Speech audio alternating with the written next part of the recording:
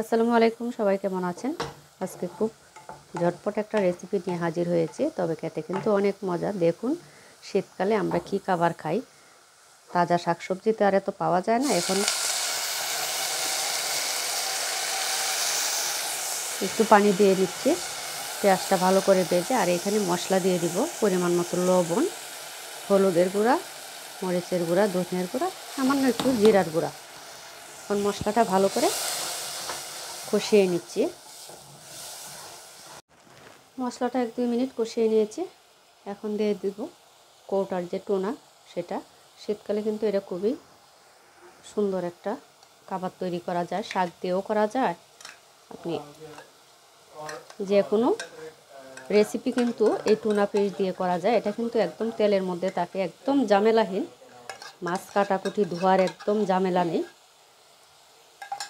এটা আমি আজকে শাক রান্না করব এটা দিয়ে। খুবই মজা হয়। আর ইউরোপের কিন্তু এই শাকটা খুবই জনপ্রিয় একটা শাক। স্পিনাচ খেতে অনেক ভালো লাগে, প্রচুর আয়রন থাকে সেটাতে।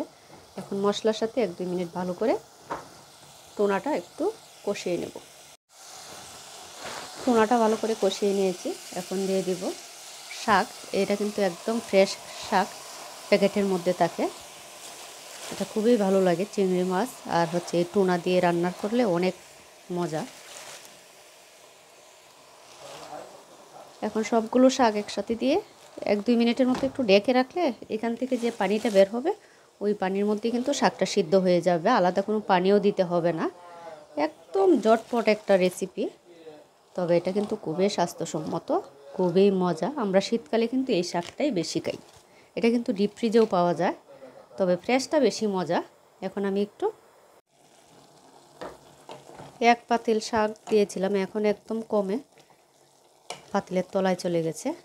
আর এই রান্নাটা হচ্ছে সবচেয়ে সহজ রান্না, 10 মিনিটের মধ্যেই তরকারি রান্না হয়ে যায়। এখান থেকে কতটুকু পানি বের হয়েছে, এই পানির মধ্যে শাকটা সিদ্ধ হয়ে যাবে। প্রায় হয়ে গিয়েছে সিদ্ধ। আর 1-2 মিনিট জাল দিয়ে তারপর শাকটা নামিয়ে ফেলবো। এখন দেব কয়েকটা কাঁচামরিচ। নামানোর আগে কাঁচামরিচ দিলে সুন্দর একটা ঘ্রাণ হয় তরকারি, ভাজি এগুলোতে। আর শাকের তরকারি তো কাঁচামরিচ ছাড়া খেতে ভালোই লাগবে না। খুবই সুন্দর হয়েছে শাকটা। কেমন হয়েছে কমেন্ট করে জানাবেন। শীতকালে এই শাকটাই আমাদের বেশি খাওয়া হয়। খুবই জনপ্রিয় একটা শাক, খেতেও মজা, একদম হেলদি একটা শাক। আজকে আমি এটা রান্না করেছি টুনা ফিশ দিয়ে। চিংড়ি মাছ দিয়ে রান্না করলেও কিন্তু অনেক মজা হয়।